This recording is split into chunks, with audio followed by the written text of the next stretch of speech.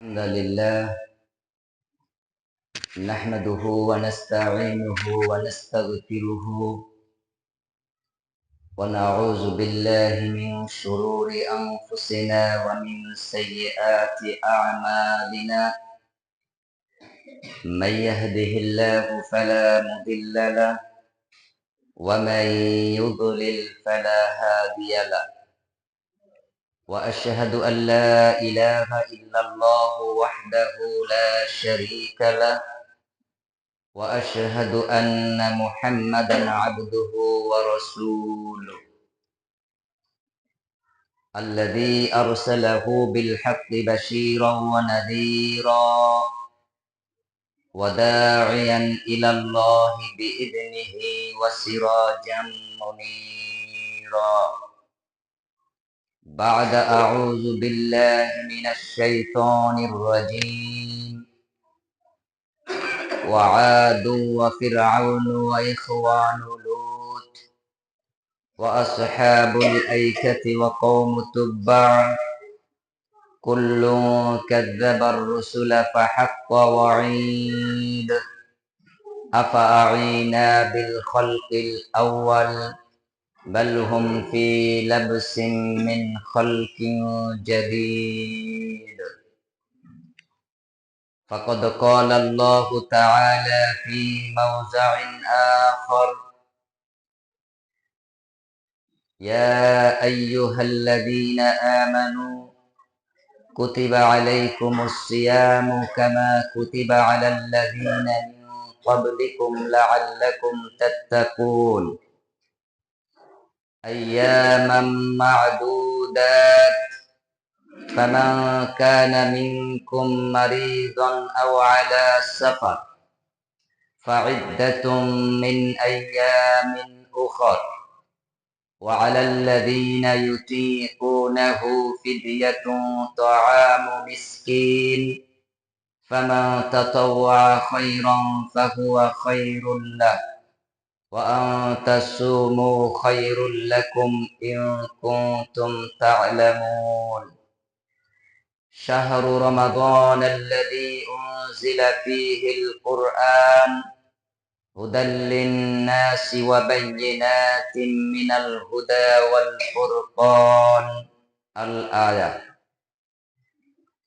وقال النبي صلى الله عليه وسلم من صام رمضان إيمانا واحتسابا غفر له ما تقدم من ذنبه متفق عليه যাবতীয় প্রশংসা সমস্ত তারিফ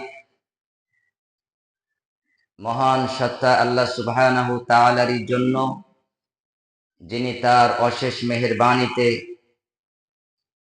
তারই ইবাদতের উদ্দেশ্যে তারই ঘর মসজিদে আমাদেরকে সমবেত হওয়ার তৌফিক এনায়েত করেছেন। আমরা সেই মহান সত্তা আল্লাহ সুবহানাহু তাআলার সন্তুষ্টির উদ্দেশ্যে শুকরিয়ায় সুজুদ আদায় করি, বলি আলহামদুলিল্লাহ। অতঃপর শতকোটি দরুদ ও সালাম বর্ষিত হোক সমস্ত নবী ও রাসূলগণের প্রতি, বিশেষ করে শেষ নবী নবী মুহাম্মদুর রাসূলুল্লাহ সাল্লাল্লাহু আলাইহি ওয়াসাল্লামের উপর অজস্র ধারায় বর্ষিত হোক দরুদ ও সালাম। আমরা সকলেই বলি আল্লাহুম্মা সাল্লি আলাইহি ওয়া বারিক আলাইহি ওয়া সাল্লিম তাসলিমান কাসীরান কাসীরা। হামদ সানার পর আজকের জুমার খুতবার বিষয়বস্তু রমজানের প্রস্তুতি। এ বিষয়ের উপরেই সময়ের মধ্যে কোরআন ও সহিহ হাদিসের আলোকে আলোকপাত করব। ওয়া মা তাওফীকি ইল্লা বিল্লাহ আলাইহি তাওয়াক্কালতু ওয়া ইলাইহি উনীব। তো আলোচনার পূর্বে, যেহেতু আজকে আশাপুর বাজার সংলগ্ন আহলুল হাদিস মসজিদ কমপ্লেক্সে পাকা মসজিদে প্রথম জুমার সালাত আজকে আমরা আদায় করছি, তার জন্য আমরা মহান আল্লাহ সুবহানাহু তাআলার শুকরিয়ার জন্য আরো একবার সমস্বরে বলি আলহামদুলিল্লাহ, সুন্নাহ আলহামদুলিল্লাহ। যিনি অল্প সময়ের ব্যবধানে তার খাস রহমতে অতি দ্রুত গতিতে এই মসজিদের জায়গা, অতঃপর টিনের মসজিদ, এরপর পাকা বিল্ডিং, এই মসজিদ কমপ্লেক্সে আমাদেরকে রূপ দান করে দিয়েছেন। আমরা সেই মহান রব্বুল আলামিনের কৃতজ্ঞতা আদায় করে শেষ করতে পারবো না। তারপরেও আমরা আরো একবার বলি আলহামদুলিল্লাহ। এত দ্রুত গতিতে আল্লাহর দয়া বর্ষিত হয়, আমরা তার দৃষ্টান্ত নমুনা দেখতে পেয়েছি এই মসজিদ কমপ্লেক্সের ক্ষেত্রে। এত দ্রুত এবং সাবলীল ভাবে একটা কাজের যে রূপ দেওয়া যায়, পরিপূর্ণতা পাওয়া যায়, আল্লাহর দয়া ব্যতিরেকে সেটা সম্ভবপর নয়। তো যে আল্লাহ সুবহানাহু তাআলা আমাদেরকে এই সক্ষমতা, এই কার্যক্ষমতা প্রদান করেছেন, নিশ্চয়ই আমরা তার কৃতজ্ঞতা আদায় করে শেষ করতে পারবো না। আল্লাহ তাই বলছেন, আন তানফাদা কালিমাতু রাব্বি ওয়ালাউ জিনা বিমিসলিহি মাদাদা।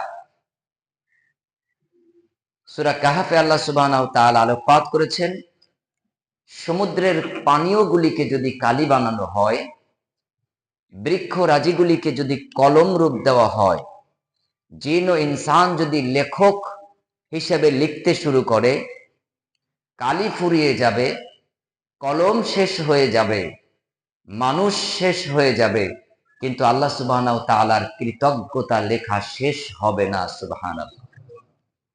অতঃপর আল্লাহ সুবহানাহু তাআলা বলেন, লা ইন শাকারতুম লা আযীদান্নাকুম ওয়া লা ইন কাফারতুম ইন্না আযাবি লাশাদীদ। নিশ্চয়ই যারা আমার নিয়ামত পেয়ে শুকরিয়া আদায় করে, আমি তাদের জন্য আমার নিয়ামত বৃদ্ধি ঘটিয়ে দেই। আর যারা আমার নিয়ামত সমূহ পেয়ে নাশুকরিয়া কৃপণ হয়ে যায়, আমি তাদের জন্য আমার নিয়ামতকে সংকুচিত করে দেই। আল্লাহ সুবহানাহু ওয়া তাআলা তিনি যেন আমাদেরকে এই দুনিয়ার নাজ ও নিয়ামতে ধন্য করেন এবং আমালে সালেহের মাধ্যমে যেন রবকে আমরা খুশি করে যেতে পারি, পরকালীন জীবনে যেন জান্নাতের নাজ ও নিয়ামত আমরা উপভোগ করতে পারি। আল্লাহ আমাদের তৌফিক এনায়েত করুন, বলি আমিন। মসজিদ এটি সিজদার স্থান।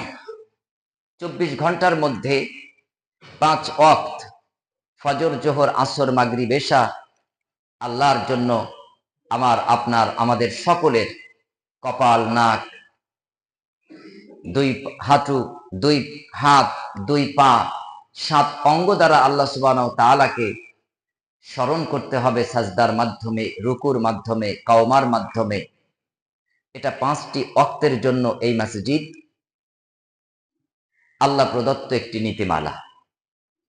কিন্তু বাকি আরো 23 ঘন্টা বা আরো কিছু কম বেশি সময় এই মসজিদের দরজা তালাবদ্ধ থাকবে, এটা সুন্নাহ নয়। এই মসজিদ কার্যকরী ভূমিকা সমাজ পরিবর্তনের ক্ষেত্রে রাখবে, দারিদ্রতা বিমোচনের ক্ষেত্রে রাখবে।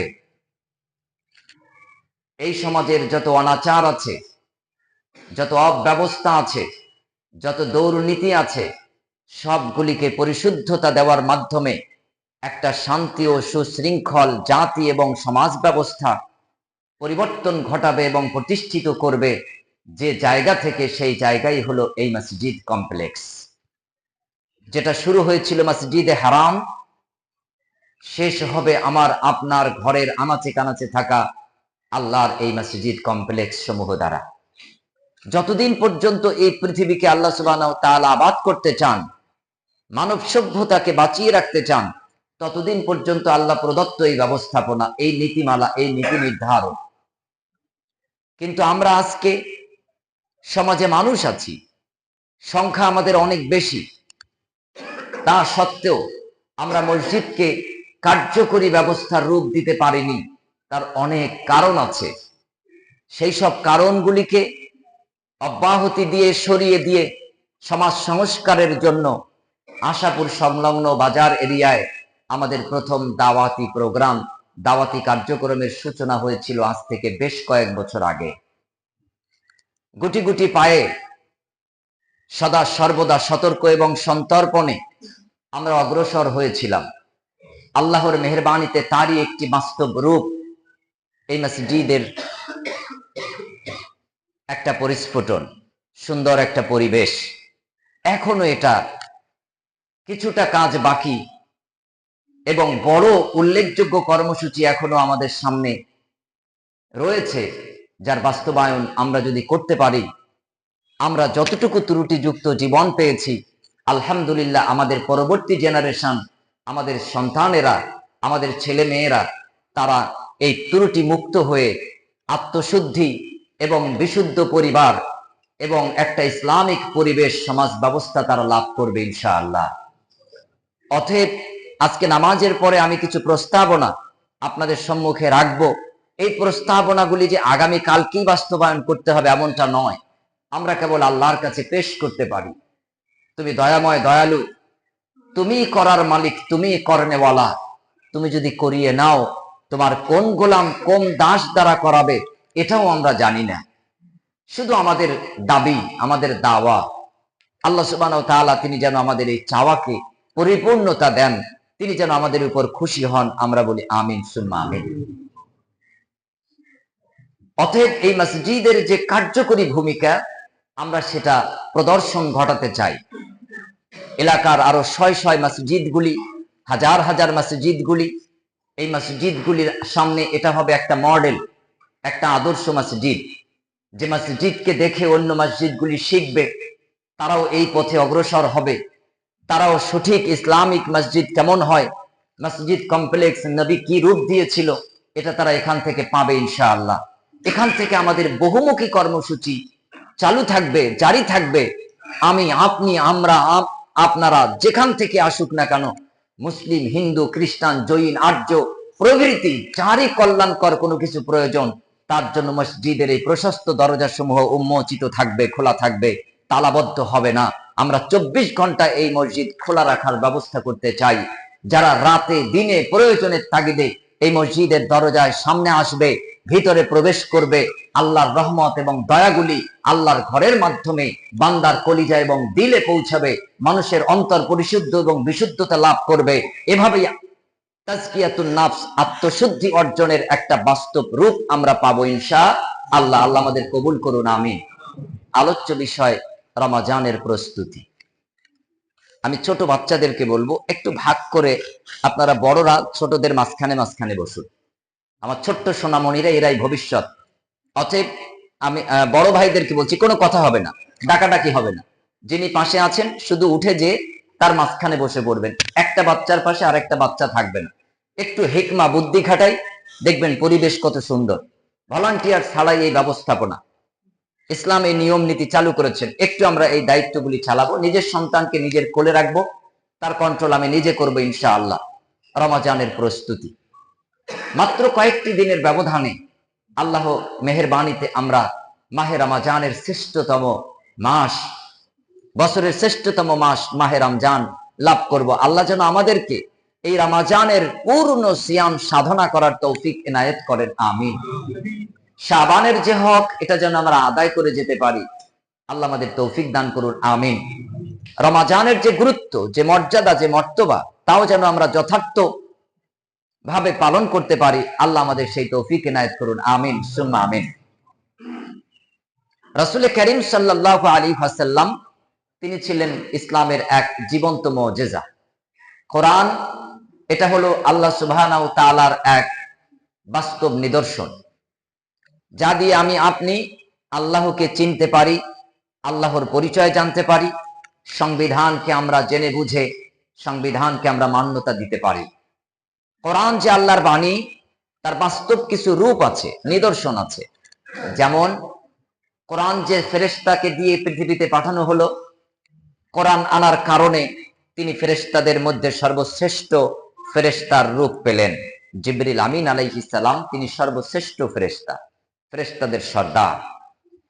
কোরআন তার মাধ্যমে মুহাম্মদ সাল্লাল্লাহু আলাইহি সাল্লামের কাছে পাঠানো হয়েছে, তাই জিবরিল আমিন ফেরেশতাদের সর্দার হয়ে গেলেন।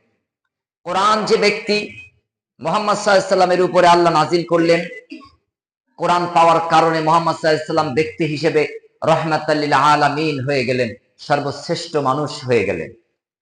কোরআন যে মাসে আল্লাহ সুবহানাহু ওয়া তাআলা নাজিল করলেন, সেই মাস বছরের শ্রেষ্ঠতম মাস মাহে রমজান হয়ে গেলেন। কোরআন যে রাতে আল্লাহ সুবহানাহু ওয়া তাআলা নাজিল করলেন, পৃথিবীর সূচনা থেকে শেষ পর্যন্ত যত দিন ও রাত আল্লাহ সুবহানাহু ওয়া তাআলা দিয়েছেন, তার মধ্যে শ্রেষ্ঠতম রাত লাইলাতুল কদর রূপ পেয়ে গেলেন। কোরআন যে জাতির উপরে আল্লাহ সুবহানাহু ওয়া তাআলা ধার্য করলেন, তা হলো আদম জাতি, মানব জাতি, সৃষ্টির সর্বশ্রেষ্ঠ মানব জাতি ঘোষিত হলো। কোরআন যিনি আনলেন তিনি সর্বসেরা। কোরআন যার উপরে দেওয়া হলো তিনি সর্বশ্রেষ্ঠ। কোরআন যে মাসে পাঠানো হলো সেই মাস সর্বশ্রেষ্ঠ মাস। কোরআন যে জাতির উপর পাঠানো হলো সে সর্বশ্রেষ্ঠ সৃষ্টি। কোরআন যে রাতে নাজিল করা হলো সেই রাত সর্বশ্রেষ্ঠ রাত বনে গেল। এই কোরআন যদি আমি আপনি মেনে নেই, আমি আপনিও পৃথিবীর সর্বশ্রেষ্ঠ হয়ে যেতে বাধ্য। শুধু কোরআন মেনে নেওয়ার না কারণে, কোরআন মান্যতা দেওয়ার না কারণে আজকে আমাদের এই দুর্দশা, আমাদের এই বিপর্যয়, আমাদের এই বিধ্বস্ত রূপ। কোরআন হাতে তুলুন, কোরআন পড়ুন, কোরআন বুঝুন, কোরআন মেনে চলুন।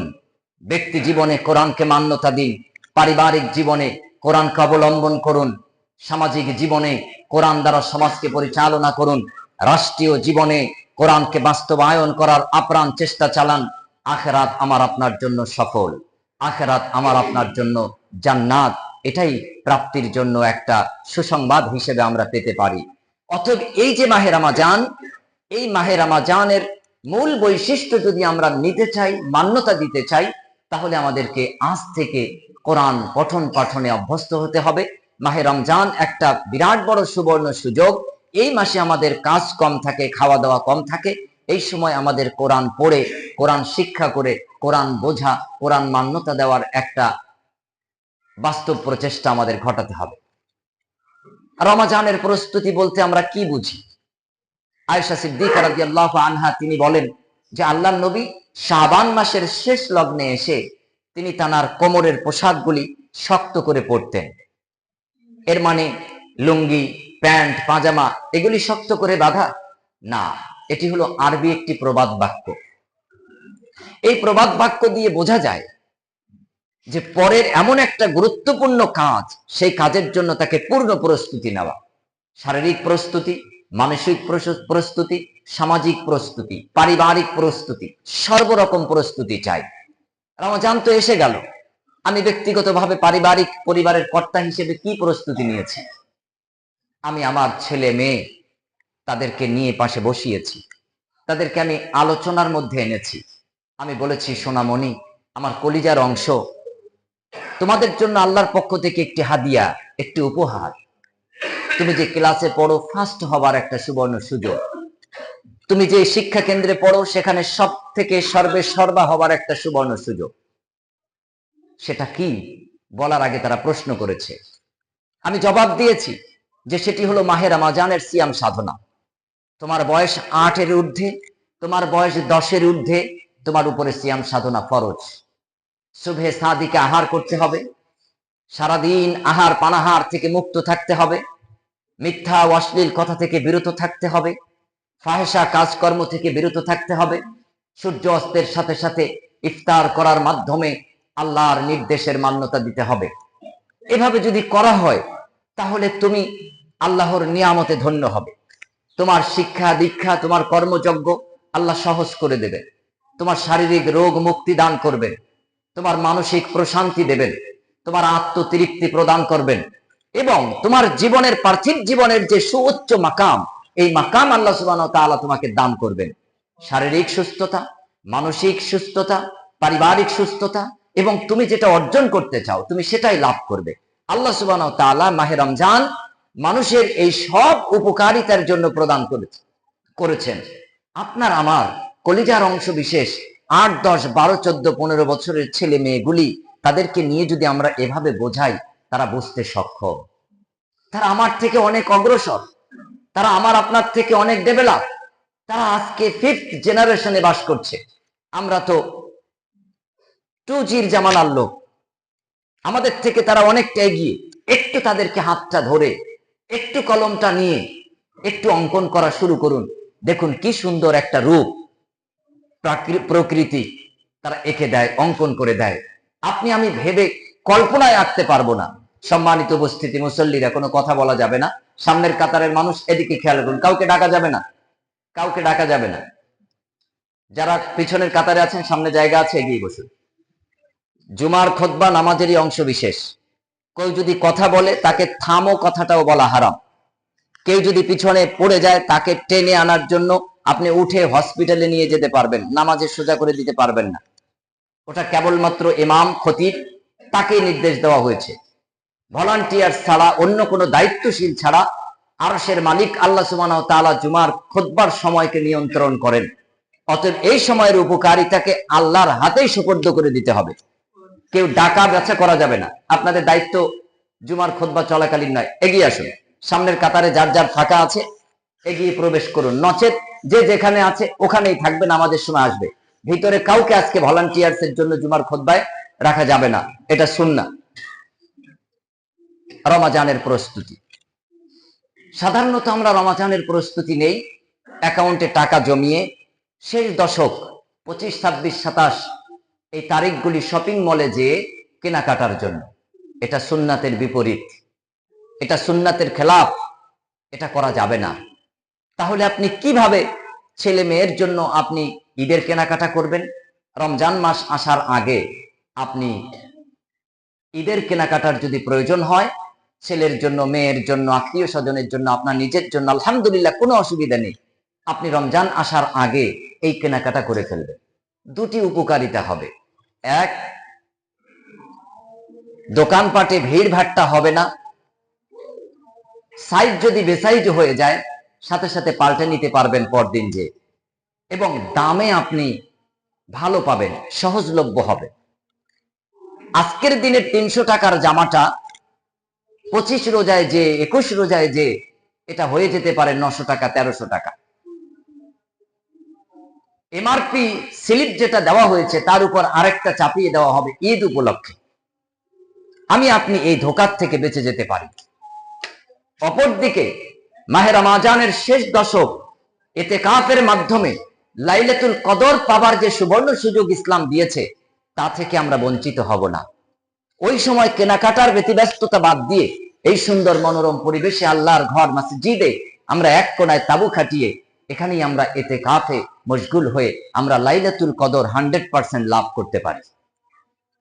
অতএব রমজানের শেষে ঈদের আগে ঈদের জামা কাপড় কেনাকাটা, সিময় লাচ্চা কেনাকাটায় ভিড় কোন মুসলিমের পক্ষে শোভনীয় নয়।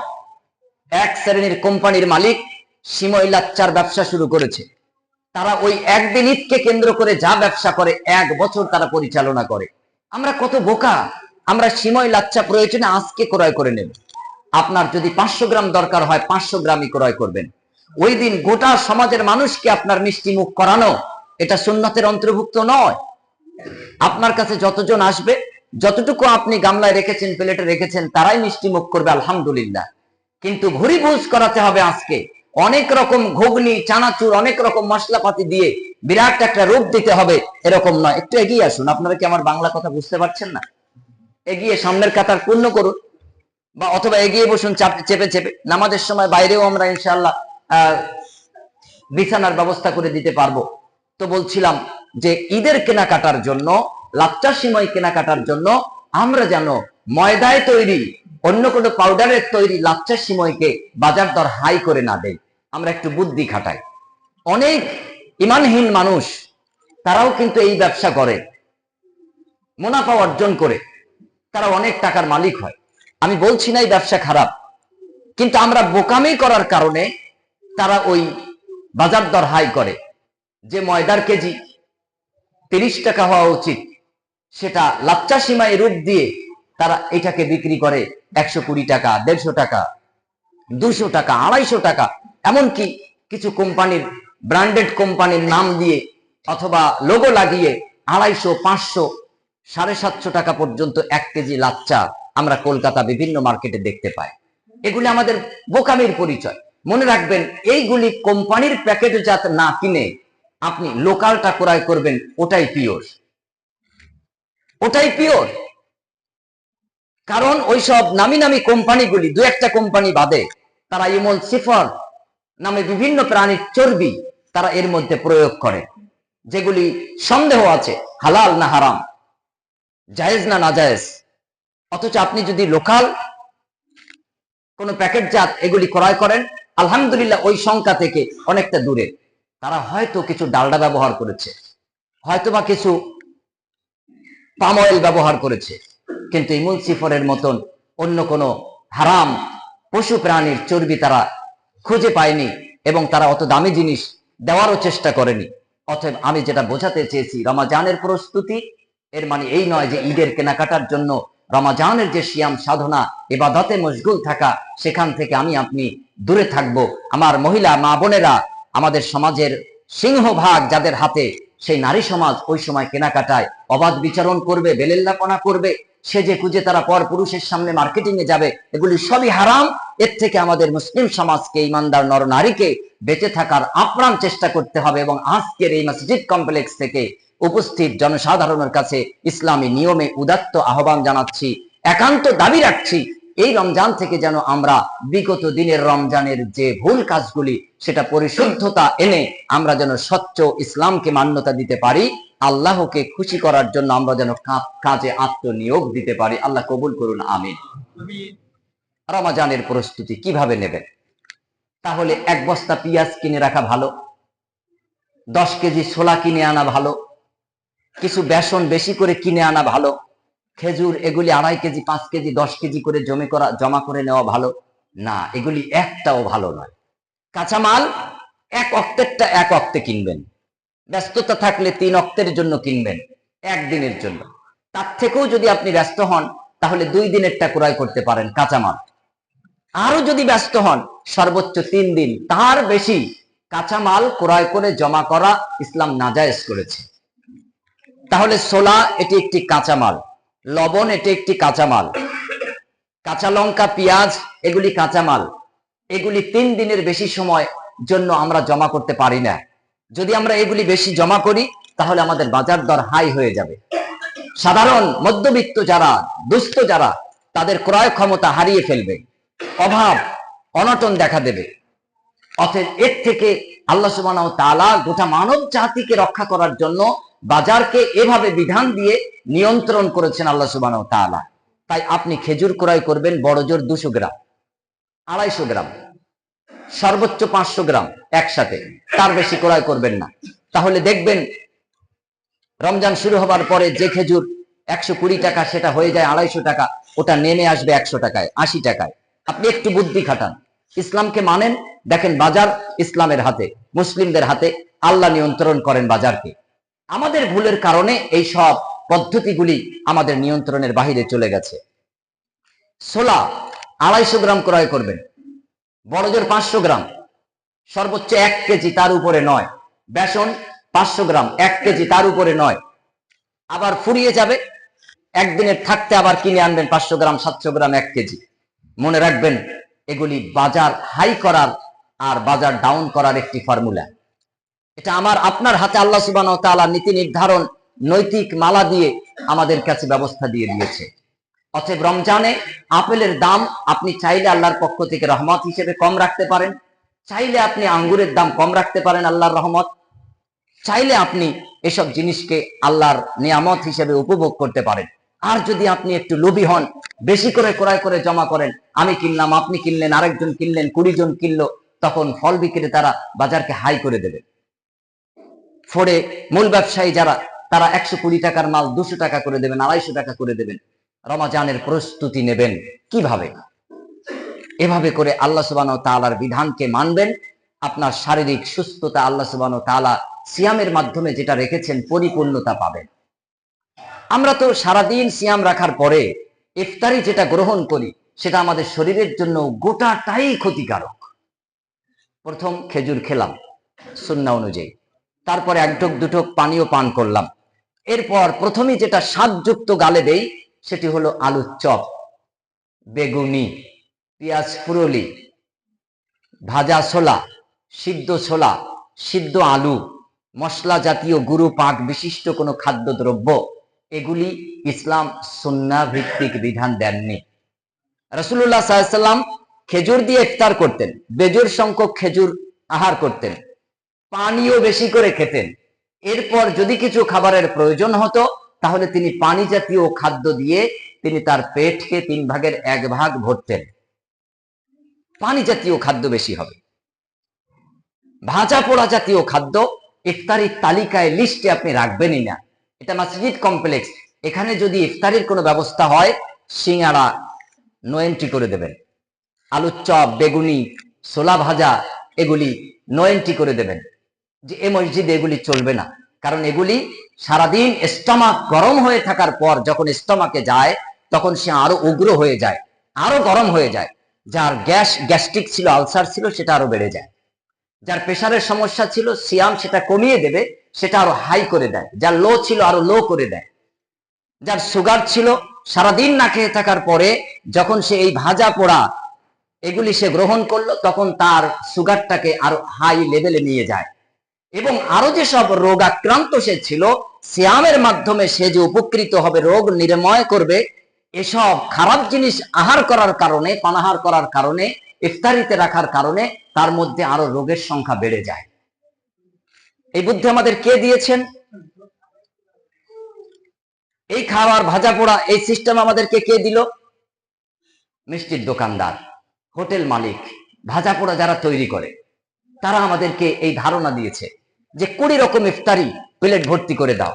হ্যাঁ, আপনি দেন, 1 পিস তরমুজ দেন, 1 পিস আনারস দেন, 2টো আঙ্গুর ফল দেন, একটা বেজোড় সংখ্যক খেজুর দেন, 1 পিস শশা দেন, 1 টুকরো আপেল দেন, 1 টুকরো মৌসুম্বি ফল দেন। আরে এত টাকা যদি না থাকে, কম দামের শশা ওগুলি বেশি করে দেন, একটু চিড়ে ভিজিয়ে পানি দিয়ে চুমুক দিয়ে খান। আপনি সাউথ ইন্ডিয়ায় যান, তারা একটা পাত্রে ইফতারির বিভিন্ন খাবার দাবার নিয়ে পানি ঢেলে দিয়ে একটু লবণ মশলা দিয়ে এটা একটু গুলে তারপর তারা চুমুক দিয়ে খেয়ে নেয়। এটা শরীরের জন্য উপকারী। আরাবিয়ানদের কাছে আপনারা দেখুন, অনলাইনে দেখুন, তারা কি সুন্নতি নিয়মে পানীয় জাতীয় খাদ্য, ফলমূলগুলি বেশি খাচ্ছে। আর আমরা যেগুলি আহার করছি ইফতারি, এগুলি আমাদের শরীরের জন্য মারাত্মক ক্ষতিকারক। এর থেকে বেরিয়ে আসতে হবে। সাহারি বরকতপূর্ণ খাদ্য। এই সাহারিতে আল্লাহ নবী সাল্লাল্লাহু আলাইহি সাল্লাম বলেছেন এতে বরকত রয়েছে। কিন্তু সেই বরকত আমরা কিভাবে পাই? আপনি খাবেন কড়া পাকে মাছ, কড়া পাকে মাংস, আপনি খাবেন বহু রকম আইটেমের আয়োজন। রাসূলুল্লাহ সাল্লাল্লাহু আলাইহি ওয়াসাল্লাম এত আয়োজন সাহারিতে করেননি। তিনি হালকা পাকে কোনো কিছু খেতেন। গম সিদ্ধ করে ভাতের আকার দিয়ে তার সাথে কিছু মধুর জমা সিরকা এটা মিক্স করে খেতেন। তিনি বেজোড় সংখ্যক 3টি খেজুর খেতেন, পানীয় দিয়ে পেট পরিপূর্ণ করতেন। অথবা অন্য কোনো খাদ্য, শারীর জাতীয় খাদ্য তিনি খেতেন। গোশতের ঝোল দিয়ে হালকা পাকে রুটির টুকরোগুলি ছিঁড়ে ছিঁড়ে তারপর ভিজিয়ে এরপর তিনি খেতেন। ভাজা রুটিগুলিকে, সেঁকা রুটিগুলিকে তিনি শক্তভাবে পেটে দিতেন না। এটা আবার গোশের ঝোল দিয়ে হালকা পাকের ঝোলে ভিজিয়ে নরম করে এরপর তিনি পেটের 3 অংশের 1 অংশ পরিপূর্ণ করতেন। এটা ছিল রাসূলুল্লাহ সাল্লাল্লাহু আলাইহি ওয়াসাল্লামের খাদ্যের একটি অভ্যাস, একটি দিক। কিন্তু আমরা কি এগুলি করি? আমরা এগুলি করি না। তাই তো আমরা দেখি যে সিয়াম সাধনার পরে আমাদের সমাজে রোগের সংখ্যা বেড়ে যায়, রোগীর সংখ্যা বেড়ে যায়, ডাক্তাররা ব্যতিব্যস্ত হয়ে যায়। রমজানের প্রস্তুতির মধ্যে আমি আপনি যেগুলি ক্রয় করছি, যেগুলি করছি, এর থেকে আমরা নীরব হই, আমরা নিস্তার পাই, আমরা বেরিয়ে আসি। রমজানের প্রস্তুতি রাসূলুল্লাহ সাল্লাল্লাহু আলাইহি ওয়াসাল্লাম নিতেন। শাবানে নফল সিয়াম রাখতেন। রমজান মাস আসার 2-3 দিন আগের থেকে আল্লাহর নবী নফল সিয়াম ছেড়ে দিতেন। কেন? মাহে রমজান আর শাবান এর সাথে পার্থক্য করার জন্য।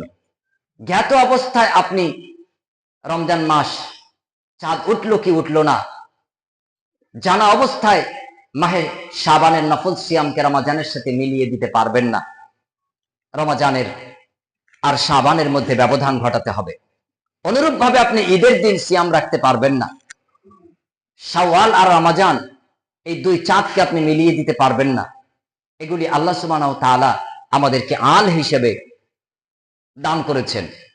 আপনি আজকে শাবানের চাঁদ এটা খোঁজ নিন। এই মাসের সিয়ামের, এই মাসের যে চাঁদ, এই চাঁদ দেখা, এর হিসাব রাখা, তাতেও ইসলাম কল্যাণ রেখেছে। অপরদিকে শাওয়াল মাসের যে চাঁদ এটা দেখা, ওই মাসের হিসাব রাখা, এতেও কল্যাণ রেখেছে। চাঁদ দেখার যে দোয়া আছে এটা পাঠের মধ্যে নেকি রয়েছে, সওয়াব বরাদ্দ রেখেছে আল্লাহ সুবহানাহু ওয়া তাআলা। কিন্তু আজকে আমাদের মধ্যে এই অভ্যাসটা হারিয়ে গেছে। রমাজানের প্রস্তুতির মধ্যে এটাও একটি। রমাজানের প্রস্তুতি নিতে যে দাম্পত্য জীবন, স্বামী এবং স্ত্রী, অত্যন্ত গুরুত্বপূর্ণ পরিকল্পনা হাতে নেওয়া জরুরি। স্ত্রী কোরআন পড়তে পারে না, স্বামী কোরআন পড়তে পারে, তাহলে দুপুরবেলা রমজান ছাড়া অন্য মাসে আমাদের আহার করতে আধা ঘন্টা 1 ঘন্টা সময় যেত। এই আধা ঘন্টা 1 ঘন্টা আমি স্বামী, আমি কোরআন জানি, স্ত্রী তোমাকে আমি কোরআন পড়া শিখিয়ে দেব। আমার সন্তানেরা কোরআন পড়ার সুযোগ পায়নি, তাদেরকে আমি ওই 30 মিনিট, 40 মিনিট, 45 মিনিট অন্যদিন দুপুরবেলা খাবারের সময় যে সময়টা লাগতো বাড়িতে দিতাম, সেই সময়টা আমরা সন্তানদের পিছনে, স্ত্রীর পিছনে, আমাদের অধীনস্থদের পিছনে, কোরআন পড়ানোর পিছনে, শিক্ষার পিছনে আমরা দেব। এই ব্যবস্থাপনা আল্লাহ সুবহানাহু ওয়া তাআলা নবী, সাহাবী, সালফে সালিহিন গণ তাদের মাধ্যমে আমাদের পর্যন্ত পৌঁছেছেন। আল্লাহর কালাম কোরআন আর বান্দা রমজানে একাকার হয়ে যাবে। মসজিদে আসবে, 2 রাকাত দুখুলুল মসজিদ পড়বে, তাহিয়াতুল উজু পড়বে, কোরআন থাকবে সামনের সারিতে সাজানো, কোরআন খণ্ডটা নিয়ে তিনি পড়া শুরু করে দেবেন। আল্লাহ সুবহানাহু ওয়া তাআলা এই দিন দুনিয়ার জিন্দেগিতে বরকত ঢেলে দেবেন। আপনার ব্যবসায় আল্লাহ সুবহানাহু ওয়া তাআলা বরকত বাড়িয়ে দেবেন। আপনার পরিবারে আল্লাহ সুবহানাহু ওয়া তাআলা বরকত নাজিল করে দেবেন। আপনার পার্থিব জীবনে আল্লাহ সুবহানাহু ওয়া তাআলা বরকতের মাধ্যমে সফলতা দান করে দেবেন। আখিরাতে জান্নাতের ফয়সালা করে দেবেন। মসজিদে এসে কোনো কথা নয়, কোনো গল্প নয়। বিশেষ করে রমজান মাসে এই সামনের কাতারে এখানে রেল কাট মতন লাগানো থাকবে, এক খণ্ড কোরআন থাকবে, এই লাইনে 10 খানা, ও লাইনে 10 খানা। যেই আসবো 2 রাকাত সুন্নাত নফল পড়ে কোরআন খণ্ডটা নিয়ে বসে যাব। কোনো সুযোগ নেই গল্প করার, কোনো সুযোগ নেই গালগপ্পের। এটা মসজিদ। হ্যাঁ, অন্য কর্মযজ্ঞ যখন এখানে হবে তখন আমি সহযোগী, ভালো কাজের কর্মসূচিতে আমি যুক্ত হব। এত দ্রুত এবং দুর্বার গতিতে আল্লাহর যে রহমত আরশ থেকে পৃথিবীতে আসে, আমরা এই মসজিদকে দেখে তার প্রামাণ্যতা পাই। এখানকার বয়স্ক মানুষ, অভিজ্ঞ দায়িত্বশীলগণ যারা আছেন, আল্লাহর প্রিয় বান্দারা, আপনারা নিজেরাও হয়তো কল্পনা করতে পারেননি যে এত সুন্দর একটা রূপ আমরা এত অল্প দিনে পেতে পারি। আরশের মালিক পরিকল্পনা করে রেখেছেন। আমাদের জানার সাধ্য কিভাবে হয়? হতেই পারে না। আমরা কেবল একজন কর্মী, একটা লেবার, আল্লাহর দাস। আমরা কেবল একটু কথা বলেছি, একটু শ্রম দিয়েছি, একটু প্রচেষ্টা করেছি। আরশের মালিক তিনি ঢেলে দিয়েছেন। কোন জায়গা থেকে দিয়েছেন আমরা সবাই সঠিক মতন জানিও না, জানারও অবস্থান নেই।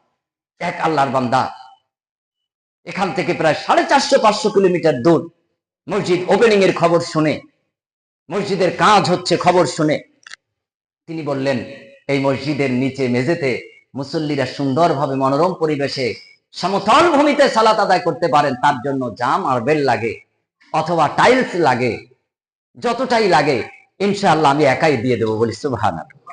বলেন তো আপনি তার নাম জানেন? সে বলছে ভাই নামটা প্রকাশ করবেন না। তো আপনি আরশের মালিক, তিনি যে রহমত করেন, দয়া করেন, এর থেকে বড় নিদর্শন আর কি হতে পারে? 450-500 কিলোমিটার দূর থেকে তিনি মসজিদটা দেখেননি, মুসল্লিদের দেখেননি, কিন্তু তিনি ঘোষণা পাঠিয়ে দিয়েছেন। আজকে উঠতে উঠতে দায়িত্বশীল কর্মকর্তাগণ জানালেন, আমি নোট করলেন এবং আমি দেখলাম সেখানে লেখা হলো এই ইলেকট্রিক তার, তারপর কনসিল লাইট, ইভেন 17খানা ফ্যান। এছাড়া মানুষ মারা গেলে সহিহ আকীদার একটা খাটিয়ার প্রয়োজন হয়, গোসল করানোর জন্য মাইয়েতকে একটা চৌকির প্রয়োজন হয়। এই সব কিছু আল্লাহর এক বান্দা একাই দিয়ে দেবেন। বলি আলহামদুলিল্লাহ। বলেন তো আপনি তাকে চেনেন? আমরা কি তাকে হিসেবে রেখেছি? কোথায়? সেই কলকাতার দক্ষিণ পাশের এক বাসিন্দা, আমি তার নাম বলতে চাইছি না, কিন্তু এটা হলো আরশের মালিকের ফয়সালা। কোথা থেকে করবেন? আপনি শুধু আমানত রক্ষা করেন, আপনি শুধু আল্লাহর জন্য কাজ করে যান। আপনার অর্থ দেওয়ার ক্ষমতা নেই, আপনি শুধু বলেন বারাকাল্লাহ, আল্লাহ বরকত দাও। আপনি শুধু বলেন আল্লাহ তুমি রহমকারী, তুমি দয়ালু, তুমি দাতা, তুমি শুধু দান করো। আপনি দোয়া করেন, আল্লাহ দেওয়ার মালিক, তিনি দিয়ে দেবেন ইনশাআল্লাহ। আমরা আল্লাহর দাস, আল্লাহর গোলাম, আমরা শুধু প্রচেষ্টাকারী। সম্মানিত উপস্থিতি, এভাবে আরো অনেক নিদর্শন আছে। এই যে পথটা, আমি একদিন আসলাম তো দেখলাম পথটা এরকম জায়গায়, কর্মকর্তাদের সাথে কথা বললাম, মন থেকে হচ্ছিল যে পথটা যদি ওই সোজা একদিকে হয়ে যায়। তারপরের দিন সফরে যখন আসলাম, এখানেই আলহামদুলিল্লাহ কর্মকর্তাদের মুখ থেকে শুনলাম যে জমি মালিক যারা তারা নিজের থেকে প্রস্তাব পেশ করেছে, আলহামদুলিল্লাহ আলোচনা সাপেক্ষে সহমত যে রাস্তাটাকে আপনারা সোজা করে নেন, বলে আলহামদুলিল্লাহ। চিন্তা করেন তো আপনি, এটা কার ফয়সালা? কেউ তো আমরা পরিকল্পনা করিনি, চাইনি, যাইনি, আরশের মালিক তিনি ফয়সালা করে দিয়েছেন। ঘর কার? আল্লাহর ঘর।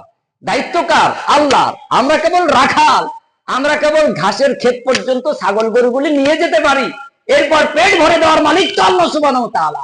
এই মসজিদ আমরা নামাজের জন্য এসে পরিপূর্ণতা করে দিতে পারি, এই মসজিদ রক্ষণাবেক্ষণের মালিক তো আল্লাহ সুবহানাহু ওয়া তাআলা। অতএব আল্লাহর ঘর, আল্লাহর এক বান্দা। দেখেন মক্কার ভূমি, সেখানে যখন আব্রাহার বাদশা হস্তি বাহিনী নিয়ে চলে আসলো এই বাইতুল্লাহ ধ্বংস করে দেবার জন্য, বাইতুল্লাহর চাবি যার হাতে সেই ব্যক্তির কাছে চাবি চাইলেন, আর সেই দায়িত্বশীল ব্যক্তি বললেন নাও চাবি। কুখ্যাত আব্রাহার বাদশা চিন্তা করেছিল আমি যদি চাবি চাই সংঘাত বাঁধবে, চাবি দিতে চাইবে না, আমি আক্রমণ করে হত্যা করে তারপরে এটাকে দখল করে নির্মূল করব। তিনি কোনো বিতর্কে গেলেন না, বরং বললেন আমার উট, আমার বকরি, ভেড়া, দুম্বা যেগুলি তোমার সৈন্যবাহিনী দখল করে নিয়েছে ওগুলি আমার, ওগুলি আমাকে ফেরত দাও। আর তোমরা যে উদ্দেশ্য নিয়ে এসেছো ও ঘরটা আমার নয়, ও ঘরটা আল্লাহ সুবহানাহু ওয়া তাআলার, ওটা আল্লাহ হেফাজতকারী, আল্লাহ হেফাজতের জন্য যথেষ্ট। হস্তি বাহিনীকে যখন নির্দেশ দিলেন অগ্রসর হও, এক পা পরিমাণ, এক চুল পরিমাণ সামনে অগ্রসর হতে পারেনি, মাটিতে গেড়ে যেতে থাকলো। আরশের মালিক আল্লাহ সুবহানাহু ওয়া তাআলা পারমাণবিকের থেকেও শক্তিধর কোন অস্ত্র পাঠিয়ে দিয়ে, ক্ষুদ্র পাখির ঝাঁক পাঠিয়ে দিয়ে তাদের উপর কঙ্কর নিক্ষেপের মাধ্যমে হস্তি বাহিনী, হস্তি সহ সৈনিক, কমান্ডার সকলকে ধূলিসাৎ করে পৃথিবীর মাটির তলদেশে পাঠিয়ে দিলেন। সুবহানাল্লাহ ওয়া বিহামদিহি সুবহানাল্লাহিল আযীম। ওই আল্লাহ সুবহানাহু ওয়া তাআলার দাস আমরা। এটা ওই আল্লাহর ঘর, যে আল্লাহর ঘর বাইতুল্লাহ। এখানে কোনো ব্যক্তি বিশেষের কর্তৃত্ব হবে না। ইসলামী নিয়ম অনুযায়ী এখানকার পরিচালক পর্ষদ থাকবেন এবং প্রত্যেকটি মুসল্লি, প্রত্যেকটি মুসলিম নামাজি তারা এখানে পাবন্দী হবেন। আল্লাহকে সাক্ষী রেখে বলছি যে এই মসজিদ অন্য হাজারটা মসজিদের মতন আমরা হতে দেব না। একেবারে ইসলামিক নিয়মে ইন্নামা ইয়ামুরু মাসাজিদ আল্লাহি মান আমানা বিল্লাহ ওয়াল ইয়াউমিল আখির ওয়া আকামাস সালাহ ওয়া আতাজ যাকাত ওয়া লাম ইয়াখশা ইল্লাল্লাহ। এই পাঁচটি বৈশিষ্ট্যপূর্ণ ইমাম, মুয়াজ্জিন, ইভেন সভাপতি, সেক্রেটারি, ক্যাশিয়ার, সাধারণ সদস্যবৃন্দ এবং সকল মুসল্লি ইনশাআল্লাহ এই আকীদা, এই ধারণা সম্পন্ন, এই চেতনায় সমৃদ্ধিপূর্ণ হবে। এটা আল্লাহকে সাক্ষী রেখে আমরা এটা পরিকল্পনা গ্রহণ করেছি। এর সাথে ব্যক্তি, এর সাথে ব্যক্তিত্ব, এর সাথে ব্যক্তি কেন্দ্রিক কোনো সম্পর্ক থাকবে না। আল্লাহ সুবহানাহু ওয়া তাআলার জন্য এই ঘর, এটা আমরা প্রচেষ্টা করেছি, আল্লাহ কবুল করেছেন। এটাকে যেন কিয়ামত পর্যন্ত আল্লাহ এই এলাকার জন্য রহমত হিসেবে কবুল মঞ্জুর করেন। আমরা যেন এই মসজিদ কমপ্লেক্সের সাথে যুক্ত হতে পারি। এই মসজিদকে আমরা বহুমুখী পরিকল্পনার কেন্দ্রবিন্দে আমরা এটা রূপ দেওয়ার চেষ্টা করছি। আল্লাহ সুবহানাহু ওয়া তাআলা সেটা যেন কবুল মঞ্জুর করেন। মহান সত্য আল্লাহ সুবহানাহু ওয়া তাআলা তিনি যেন আমাদের সকলকে তার দ্বীনের জন্য কবুল মঞ্জুর করেন। যারা দ্বীনহীন তাদের কাছে যেন দ্বীন ইসলাম পৌঁছে দেওয়ার মাধ্যমে দ্বীনের পথে তাদেরকে আমরা আনতে পারি। আমাদের যেন সিরাতাল মুস্তাকিম ধরে জান্নাতুল ফিরদাউসে পৌঁছানোর তৌফিক আল্লাহ সুবহানাহু ওয়া তাআলা দান করেন বলি আমিন সুম্মা আমিন। ওয়া আখিরু দাওয়ানা আনিল হামদুলিল্লাহি রাব্বিল আলামিন। আলহামদুলিল্লাহ, আলহামদুলিল্লাহিল্লাযী লাম ইয়াত্তাখিদ ওয়ালাদা ওয়া লাম ইয়াকুল লাহু শারীকুন ফিল মুলক ওয়া লাম ইয়াকুল লাহু ওয়ালিয়্যুম মিনাদ দুল্লি ওয়া কাব্বিরহু তাকবীরা। আল্লাহুম্মা সাল্লি আলা মুহাম্মাদিন ওয়া আলা আলি মুহাম্মাদ কামা সাল্লাইতা আলা ইব্রাহিম ওয়া আলা আলি ইব্রাহিম ইন্নাকা হামিদুম মাজিদ। আল্লাহুম্মা বারিক আলা মুহাম্মাদিন ওয়া আলা আলি মুহাম্মাদ كما باركت على إبراهيم وعلى آل إبراهيم إنك حميد مجيد. عباد الله رحمكم الله، عباد الله رحمكم الله، إن الله وملائكته يصلون على النبي يا أيها الذين آمنوا صلوا عليه وسلموا تسليما. ربنا ظلمنا أنفسنا وإن لم تغفر لنا وترحمنا لنكونن من الخاسرين. رب اغفر لي ولوالدي وللمؤمنين يوم يقوم الحساب.